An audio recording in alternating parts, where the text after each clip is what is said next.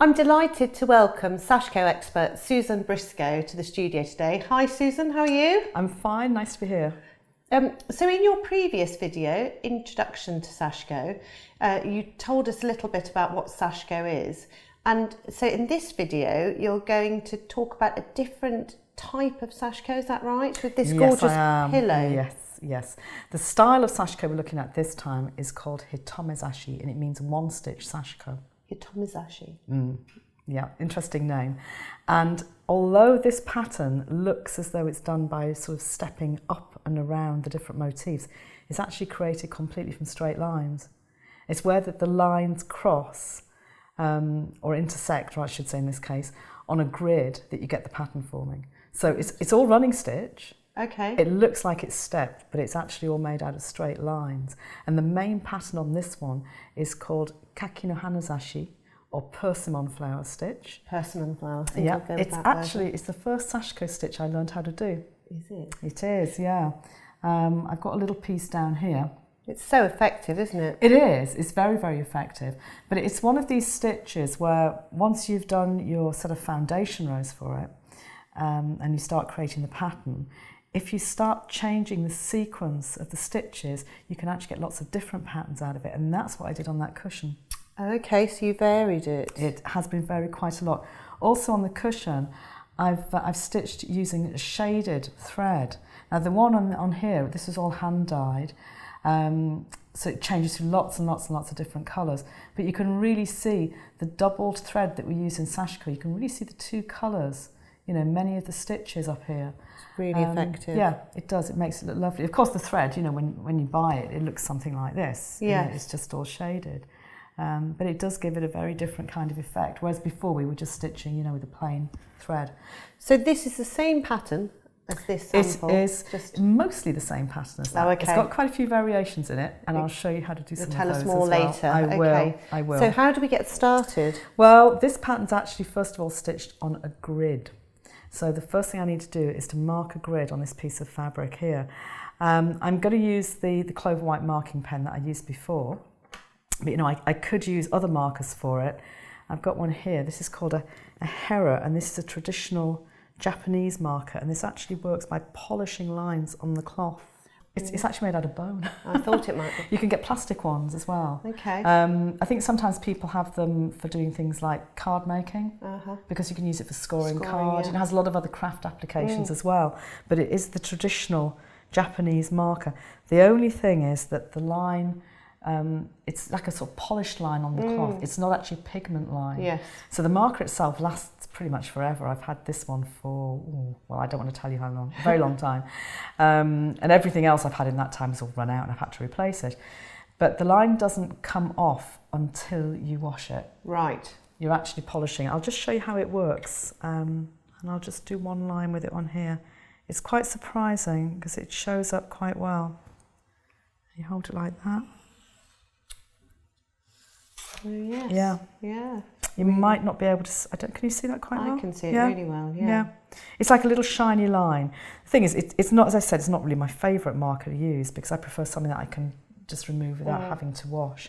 Other things that I've got that I sometimes use are the Chaco liner. Just do a little mark with that there, actually. It's a chalk wheel. So the line rubs off really, really easily. Okay. Sometimes it doesn't stay on very long. Yep. And I must admit for this, well, we're going to have a lot of lines and I'm going to be handling a lot while I'm stitching. This would probably wear off. Would it get a bit messy, perhaps? And it would get a little bit messy, yeah. The other thing that I could use would be something like, you know, one of the quilter's propelling pencils. This one's got a yellow coloured lead in it. That would show nicely as well. But the thing that I like about this one, the clover pen, is the lines come off when you iron it or when you wash it, so they come off really easily.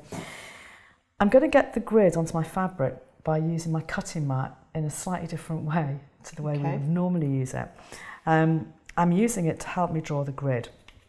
I've lined my piece of fabric up like this, and I'm actually going to leave a 1/2 inch, I have to move this aside a little bit, a 1/2 inch without a grid all the way around it, and I'm going to draw lines by linking across the mat. So I'm not using the lines on my ruler at all, I'm just using it as a straight edge. I find this is really effective. So why are you needing that 1/2 inch? Well, later on I'll probably sew this as a panel into something. And I need a little bit of a seam allowance all the way around. You know, I would need a 1/4 inch seam allowance at least. Going a little bit wider means that if I do sew it in something else, I would have just a little bit of space down the side, which I think would look rather nice. Obviously, I'm not doing this on as big a panel as the cushion because that would take a few days for me to stitch. Yeah. It's a bit of a longer term project.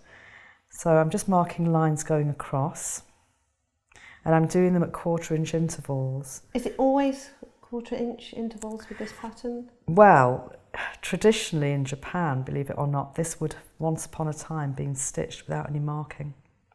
But you've got to be really, really good for that. And nowadays, most people would mark a grid. Some of my friends in Japan would use a 1/2 centimetre grid. Yes. The reason that I'm using the 1/4 inch grid is that it works very well either with the medium Sashko thread or the fine Sashko thread. If you go down to the 5mm grid, the medium Sashko thread looks just a little bit too crowded. Okay. You know, it's like you haven't got enough breathing space for the pattern, really. Yeah.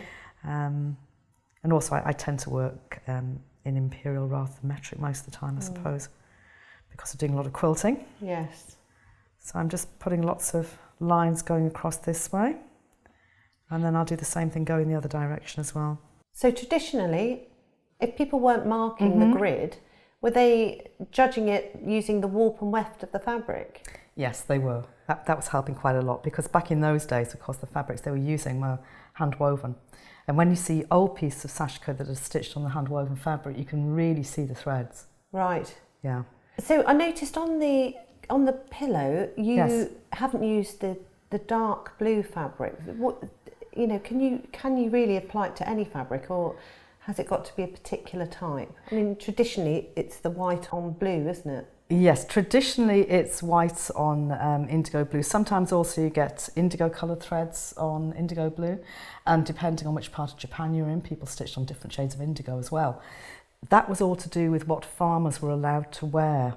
If you go back into the Edo period before Japan opened up to the West and they had feudal law, in different parts of the country they were only allowed to wear certain things. It was fairly general that farmers could only wear things that were dyed with indigo, you see. Is that because indigo was cheap? Yeah, it was all, I suppose, about keeping, you know, people in their place in society, really. Certainly in Shonai, which is the district of Japan where I used to live, the farmers there were also not allowed to wear big patterns. They could wear only stripes that were the width of a straw and patterns that were no bigger than the grain of rice, which is why all the Sashko patterns stitched in that area that were devised for clothing are quite small designs, actually.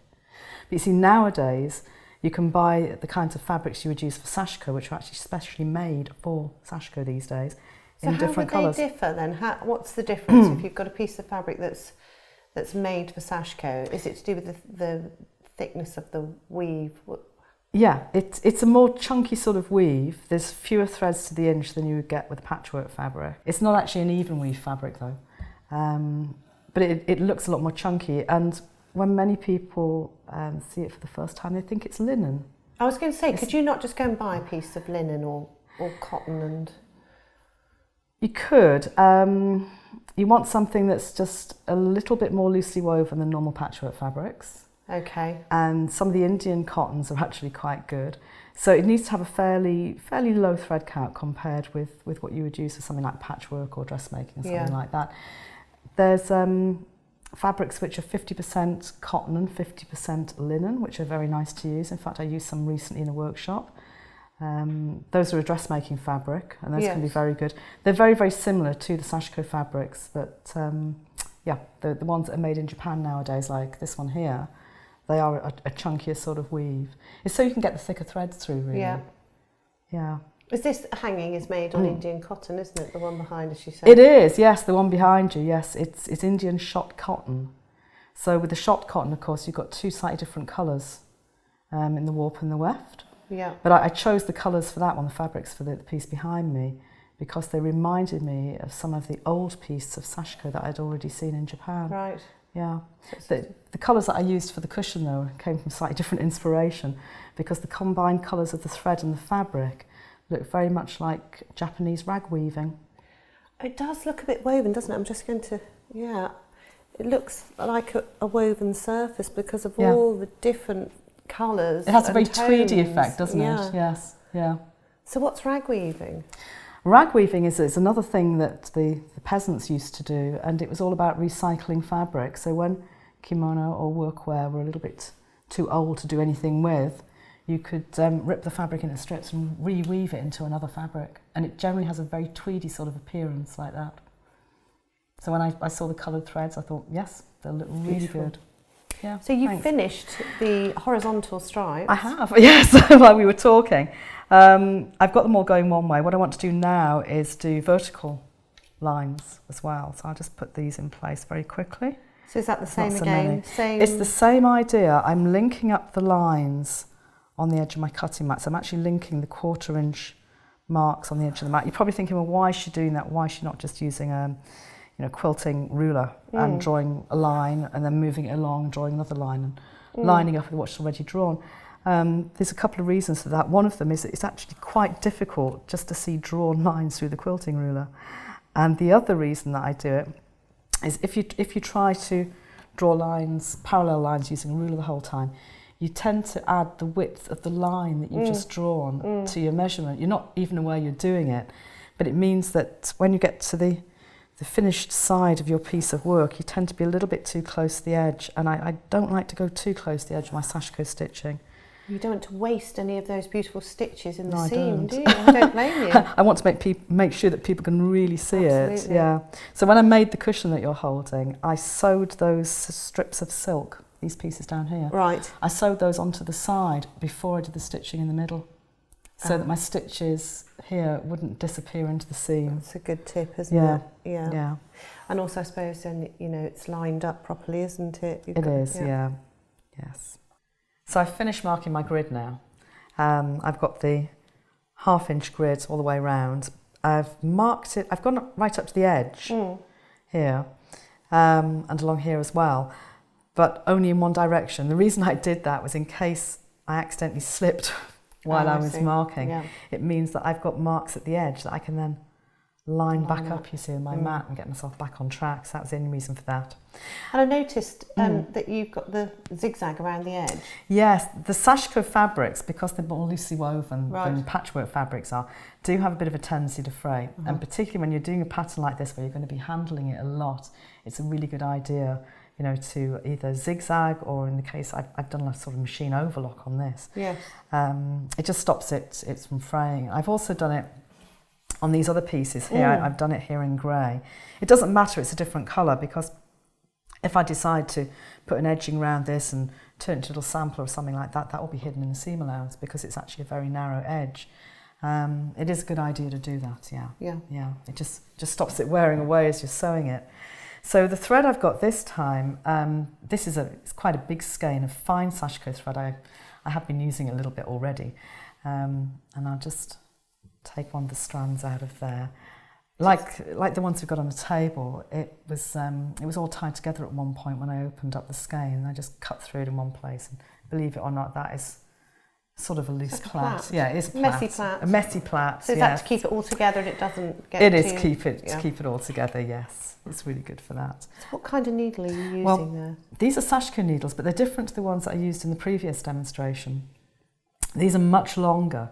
The reason for this is I can get a lot of stitches onto one of these in one go. Okay. They're very sharp, they're very stiff, they've got a long eye, so I can thread the needle really easily. I'm going to use a doubled thread again for this. Right. Do you not always use a double thread when you're doing Sashiko? Nearly every old piece of Sashiko I've ever seen has got a doubled thread with it. And why is that? It looks nicer. It also gets a lot of extra strength and warmth into the fabric. For every stitch you do, you're getting 2 threads in there. Yeah. So it does make it stronger. But in the case of this, when I did the cushion, of course, I was using a shaded thread. So you actually get the effect of the 2 different shaded sections in each stitch, which looks absolutely amazing, really. So I've just brought the 2 ends together. I've threaded it like you would do normally, threaded the needle. It's not like I'm trying to pull through extra thread. I'm just pulling through the same amount of thread as if it was threaded, for normal stitching. And I'll stroke the thread down a little bit. That helps to get any extra twist out. So they lie nice and flat? They will. Partly it's in preparing your thread and it's partly in the stitching action. Okay. And then I'm just going to hold it tight and give it a little snap like that. That also helps to calm the thread down a little bit. And I'm going to tie a small knot at the end. There is a way of starting and finishing without a knot, but for this style of Sashko, the hitomizashi, you would actually never use it, ever. Would you not? You would always have the knot on the back. Why is that? What? Well, if you didn't have the knot, it would tend to come undone. Yeah, fair enough. The stitches that we're doing here, they're a lot longer than the stitches you would have in moyuzashi, which is your pattern Sashiko. So it will be more prone to coming out actually without the knots on the back. So I've done that. And first of all, I'm going to stitch going back and forth. So horizontally? Yeah, well, along the length of the piece of fabric that I'm doing. I'm sort of doing this as like a mini sampler of what I've done on the cushion, you see, where I've actually changed the stitch patterns a little bit as I've gone through. So this time I'm going to use that grid to tell me where to go up and down for my stitches, so it actually dictates the stitch length. Right, so you've got to make the stitch so was it 1/4 inch? It's 1/4 inch. They're quite big stitches. Yeah. And I'm going up and down the grid. You see, I'm pleating the fabric onto the tip of the needle rather than pulling the needle all the way through. The other thing that I've done, I started sewing without taking the back of the needle through to the front. Right. And if you can remember to do this on each row, which I can't always, I sometimes forget, but if you can remember to do it on each row, it really helps because it stops the first stitch twisting. Oh, okay, so it's sort of in place, so you can't be moving around. So if you can't get hold of Sashko thread, can you use an alternative thread?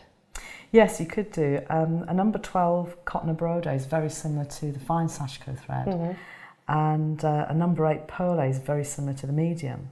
But of course the pearl, it's got quite a shine to it, hasn't it? Yes, it so does, it doesn't look the same. No. But the colours are very pretty. You can get some wonderful colours in it. Yeah. So the Sashko thread, is that 100% cotton? Yes, and it is. What makes it different? Well, it's especially spun for Sashko, and they're normally spinning it from cotton that's got quite a long fibre in it. Right. A long staple fibre. So it means that the thread is very, very strong. I've done occasional repairs where I've hung things up at shows, literally with one piece of Sashko thread, using it as a piece of string.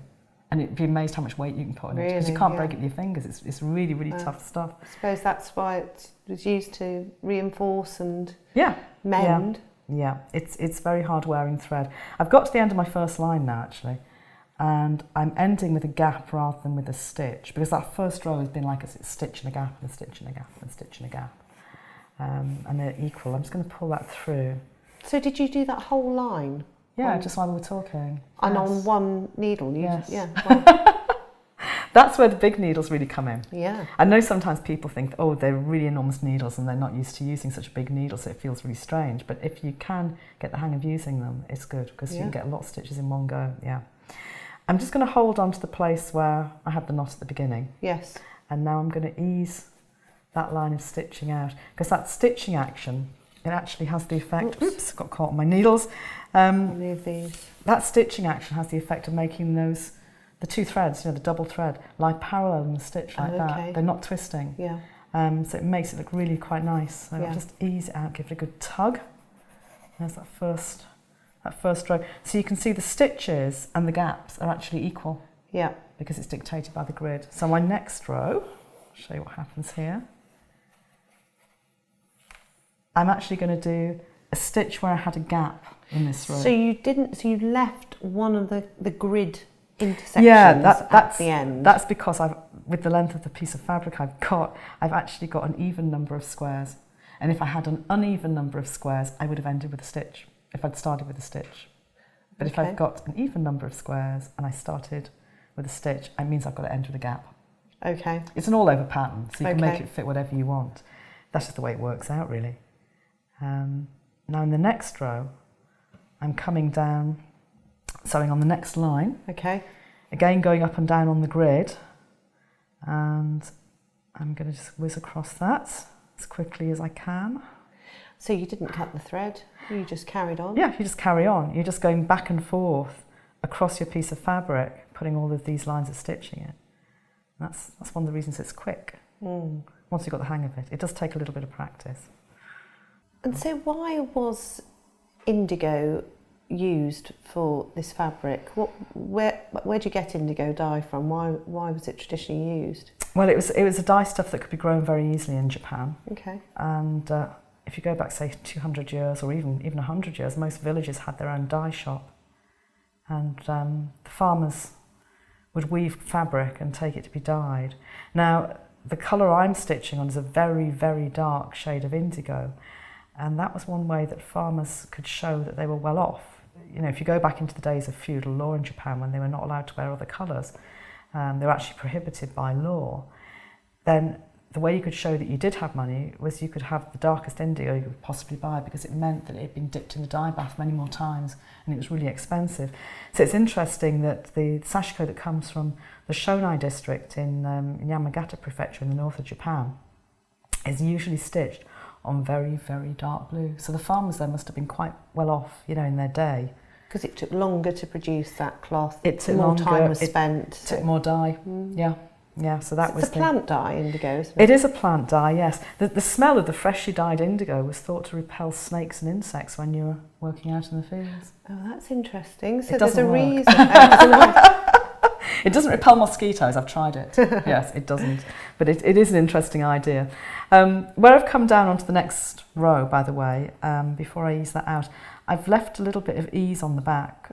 You do need to leave just a little loop every time you change direction, every time you have a sharp change of direction. Otherwise, it would tend to pull the piece of fabric in at each end. So you've got to remember to do that. So I'm going to hang on to that place now. Right. And I'm going to ease this one out like that. That's great. So I've got the second line in. Now, you're probably thinking, oh, I know what I should do.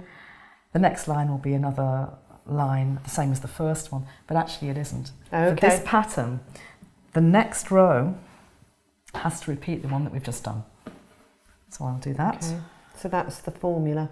That is the formula, and you're going to repeat these 3 rows all the way to the other side of this piece of fabric. The thing I find so interesting about the Persimmon flower stitch pattern is that once you've got these foundation rows in place, you can create not just the Persimmon flower stitch, you can create quite a few other stitches. You can create one that's called Yamagata, which means mountain shape or mountain form, and that's kind of just a step pattern. And you can create another one called Jujizashi. That's a cross stitch, and it looks like a little cross. So there's quite a few different ones, and you can start doing linked versions of this stitch. There's all kinds of things you can do, but they all have the same set of foundation rows. And on the cushion, I've really explored the different stitch patterns by, just playing around with it, really, seeing what I could create. I'm just about to run out of thread. Ooh, so what happens now then? I can join in another thread to this. I know I've got very little left, but I'm going to use the hatamusubi, or loom knots, which we would call a weaver's knot, and that will be used to tie in another thread. So I'm just easing that back a little bit. I actually went slightly beyond where I had any thread. Look at that. But does that matter? So you can just pull back a bit, can you? Yeah. Yeah, okay. And that is enough for me to tie the knot. Really? I know it looks like a really small amount, but I can tie it with that. I'll just check that, I have got nice little loopy bits at the end. Slack. Enough slack. Because if I don't put that on there, I'm going to be in trouble later on. It will pull everything tight. So I'll just get another thread. What's this knot called again? It's called a hatamusubi in Japanese. Hata is loom, and musubi is knot. So it literally translates as a loom knot, but we would call it a weaver's knot. Okay. If you do any lace making or any weaving, you might know it already. It's great because it's a knot that doesn't come out. It's not like a reef knot. And you can actually use it to join different thicknesses of threads. You can use it to join, a double thread to a double thread or a single thread to a single thread. It's really quite amazing. And it means you can keep stitching until you've almost run out of thread. Yeah. So the way that you hold the fabric is quite important. You need to have your thumb and your first finger on top like this. And then you put the new end down to the right of the old one and hold it. You're sort of scissoring your fingers together like this, with the fabric in between. And then you bend the old thread over from the left to the right. When people try to tie this and they don't get it right, the thing that they've usually forgotten to do is to cross the threads over. They're not just forming a V shape, they are actually crossed here. Okay. Then you make a loop going off to the left. It needs to go under your thumb, so lift your thumb up quick, put it down again before the whole knot can escape. Then you go underneath the new end there and over the old end. Bend the old end through the loop, hold it with your thumb and just pull. But you've got to keep hanging on to those little ends. Yeah.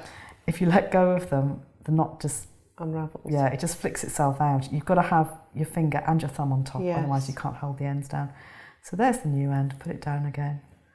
Bent the old one over, around. Made a loop, lift my thumb up, go underneath the new end, over the old end, bend the old one through the loop, yes. Hold the little end there and pull. This is such it's a great. brilliant knot, isn't it? It's really, really useful. And you can put it anywhere. It doesn't have to be on the side of your piece of work. No. It can go in the middle of a row. By the time you've finished, you really can't feel where it is on the right side. And it's very economical on your thread as well. Fantastic. Yeah. So now I'm just going to continue my stitching, and I'm going to go right across to the other side of this piece. And when I've done that, I'll turn it around and I'll start doing the stitches going the other direction. And then it's like magic, because suddenly from it just being a load of running stitches, a pattern magically appears. Wow. Yeah, it's very interesting how it starts. So I'll do that. So who taught you the knot? How did you learn that knot? I learned that in my very first Sashko lesson, actually. Or rather, I didn't learn it very well in my very first Sashko lesson, because I spent most of the lesson unpicking what I was stitching and trying to tie the knot, and it kept coming out. So it took me a little while to learn how to do it. The lady who taught me, it's Chia Yukeda, who's my very first Sashko teacher. And yeah, I did eventually get the hang of it. Like I was saying, sometimes at the beginning you don't realise you've actually got to cross those two threads over. If you don't cross them over, then when you tie the knot, it doesn't tie properly. And if you want to know if you've tied it right, if it stays tied, you've tied it right. Okay. If it comes out, you've tied it wrong. Well, I've finished doing all of those rows, going up and down my piece of fabric. And a good way to check that you've actually got pairs of rows and then you've got an offset row is to have a look at what's going on at the end. Because you can see here the offset rows, you've got single stitches sticking out on this side. And here you've got pairs. Oh, yes. Yeah, so I know I've done the right thing. Excellent. Phew. Yeah, in my first Sashko lesson, that was the bit I got hopelessly wrong. Really, I imagine it's very easy to kind of go wrong there. I just got out of sync, and I didn't realise that I was going to have to, do some rows that repeated the row before. So now I'm going to go back and forth going across, and the idea is this time I'm going to match my stitches more or less to the ends of the previous stitches. So you're going in the same hole? Or not quite, no, not quite. It's more of an optical illusion. As long as it looks like I'm going in the same hole, that's okay. And if any of my previous stitches were a little bit wobbly and were a little bit short of the crossing over point on that grid, it's actually better to keep my line of second stitches straight than to try and sort of dip up and down to meet the ones that were a little bit wobbly. Okay. Yeah, it keeps the illusion, the whole thing straight then. And how do you know where to come in? Where to begin? Well, you see, if I've finished by going down in that corner, I can't come back up there. Okay. So I'm going to have to go across one square. My first row is going to be a stitch and a gap, and a stitch and a gap, and a stitch and a gap. And again, I'm just using the grid. I can still see the grid. If I'd marked this in chalk, would it have been gone by now? Yeah, it would have all disappeared. Yeah. So that's another good reason for using a marking pen that stays on a little bit longer. And this is an iron away pen, isn't it? It is, yes. Well, it does wash out too, or you can just get rid of it by pressing the piece afterwards. It will just disappear. So I've gone right across, and I've actually ended with a stitch on this row. So I'm easing that out. Okay. And you're probably thinking, well, I can't see the pattern yet. Not yet. Where is the pattern going to come? So for the next row, I'm just going to do an alternate row. So you've come in the stitch after. I've got a gap at the start. Yeah. And I'm going to do a stitch where I had a gap in the first row, and then a gap when I had a stitch. Okay, so you're alternating. Yeah, alternating it again. So stitch where I had a gap where I had a stitch. There's no double gaps, by the way. I know sometimes when you look at this pattern you think there are, but there aren't. They're just all single gaps. So I'll do that row. And then we need to have a good look at it. And this is where the magic bit happens. There is an element of optical illusion in Sashko, I think. There really is. You've got a grip on the design and then you realise you haven't. Yeah, an optical illusion. So I'm going to put that down there. Now if you compare that... Oh, look, yes, you can see it starting to form, can't you? This one, you can see the middle of the flower, and this one is going to come here. So that tells me my next row needs to be the same as the one that I've just done. So I'll do that. In the same way. So I've got a stitch where I had a stitch in the previous row, and I've got a gap where I had a gap in the previous row as well. And like I was saying, it's more important really that your stitches are going nice and straight. You know, if you're not quite on the corner of the previous stitch, that doesn't matter too much, because when you look at it afterwards, your eye just sort of fills it in, like you say, optical illusion, really. So just got to hang on to that at the end, make sure I'm not pulling it too tight. I still want those little loops on the back, remember, you know, otherwise it would still pull in. So there's the middle of my flower. Wow. This is the bit where it gets really exciting, because of course the next row is going to be an alternate row. So I'll do an alternate row again. So now I've got, you know, a stitch where I had a gap and a gap where I had a stitch. Yeah. So you know that's how you've got to work this line, because you can see the pattern forming. So you can see it starting to appear. Yeah. I've tried all kinds of ways. I've tried numbering the rows and things like that, but because it is an all-over pattern, and you know, it will change a little bit depending on how big your piece of fabric is, of course, and how many rows you've got. So it actually becomes difficult to say, oh well, I've got one row, 1, 2, 3, 4, or whatever. But there we go. Oh look, Now, can you see the middle of the next flower yet? Oh, yeah. There is that it there? No, it's not. Oh. That is actually it's the petal. It's the start of the outside of the next flower. But what happens very, very often is when people are learning this stitch, they get really enthusiastic about finding the middle of the flower. And so they think, oh, that's the middle of the next flower, so I've got to repeat the row that I just did. And if you do that, you'll actually end up with like a linked row of flowers. I've actually got one little sample that I've done, but I'll just show you what should really be happening. And then which would also be nice, wouldn't it? It's lovely. And on the cushion, yes, that's what I've done. You see, I've switched between different variations on the pattern all the way down that panel. You can have a lot of fun figuring them out and just playing around with it. So there are no rules really, you know, beyond making sure your stitches lie flat. You can play around with the pattern to create a variety of different... Yeah. I would say with Persimmon flower stitch, there are so many different variations. Right. Yeah, that's one of the nice things about it. And I think that's one of the reasons it's such an addictive pattern. Now, for this next row, I'm going to do another alternate row. And this is where the middle of the flower is actually going to come, in this row. Okay. So I'll just stitch this line across and I'll show you it. You can go quite quickly. Just get a bit of practice. Yeah, you're going very fast. I don't think I could go that quickly. It's going to take a bit of practice. There we are. I'm over to the other side.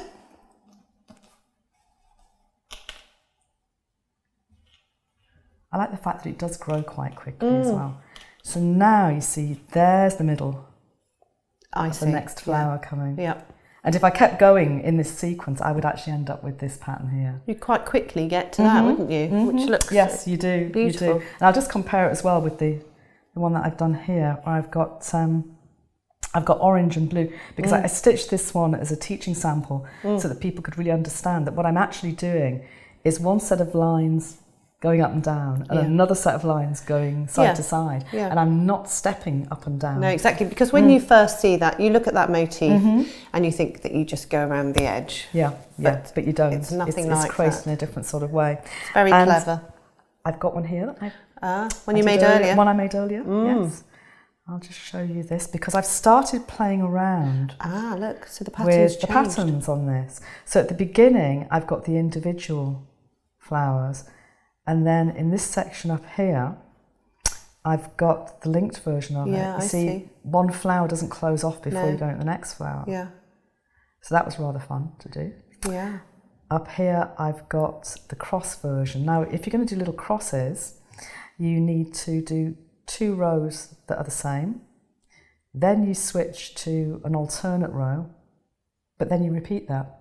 So you've actually got pairs of rows. So I'll use the scissors as a little pointer actually.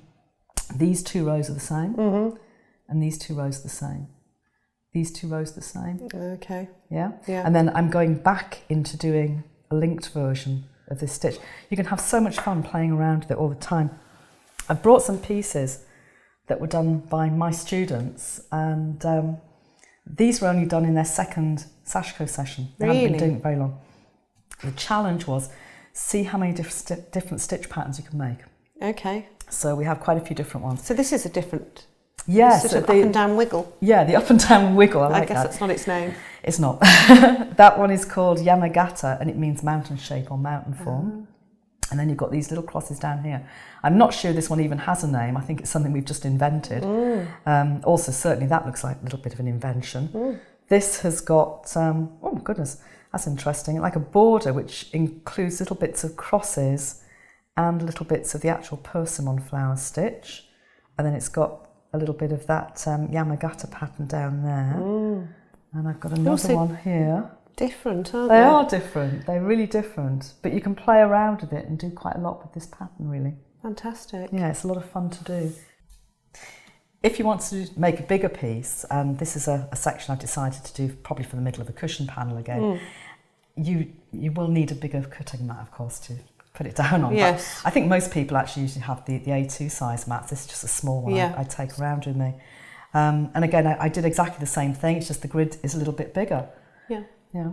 It's great. So this style of Sashko, what's it called, Susan? It's called hitomezashi. It means one stitch Sashko. So you can use this style for lots of different versions, can't you? The sampler that I was showing you earlier, this one here, which was made by my teacher, has a lot of patterns on it, which were stitched on the same kind of grid.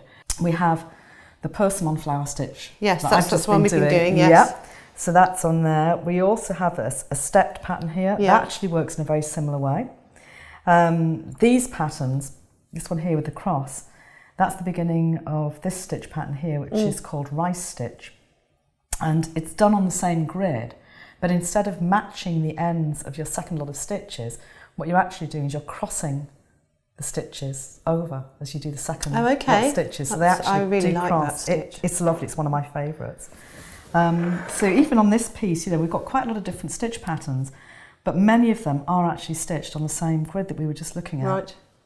This one here, it's coin stitch. That's done on the same grid. Yeah, you can draw a lot of different patterns out, all on that same kind of grid, really. Okay, so when you've got your large stitched piece, you made it into this beautiful. I did.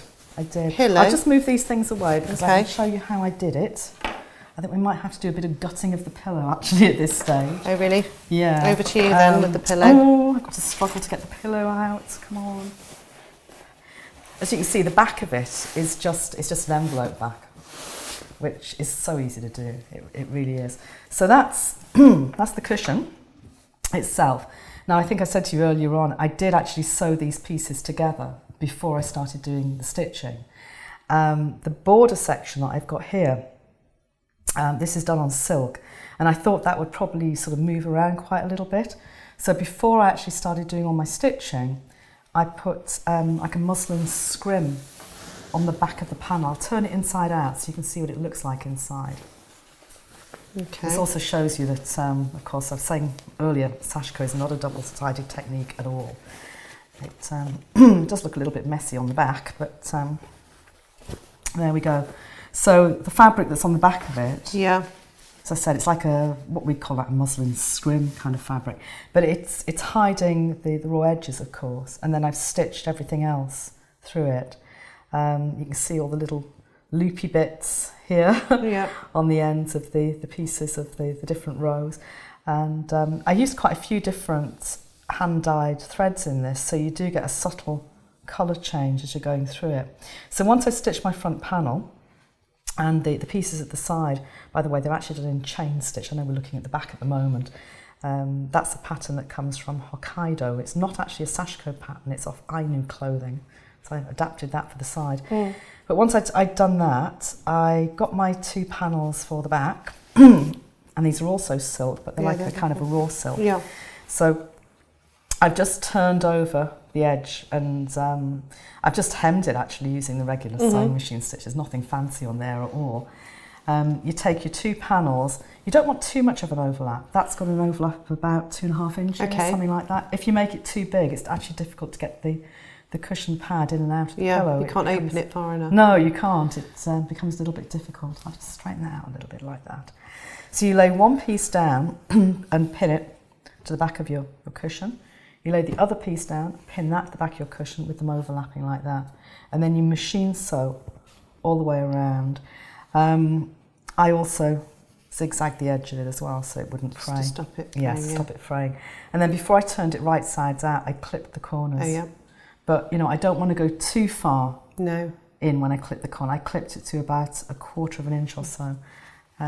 If you don't go too far, it'll tend to fray a little bit. And then it's just a question of just turning it right side out and putting your pillow pad What in. a great way to use that beautiful piece of stitching. Yeah, it does show it off really nicely. Yeah. And like I was saying before, my colour inspiration for this really was rag weaving, which is why I've moved away a little bit from the blue colours, but there it is. Wonderful.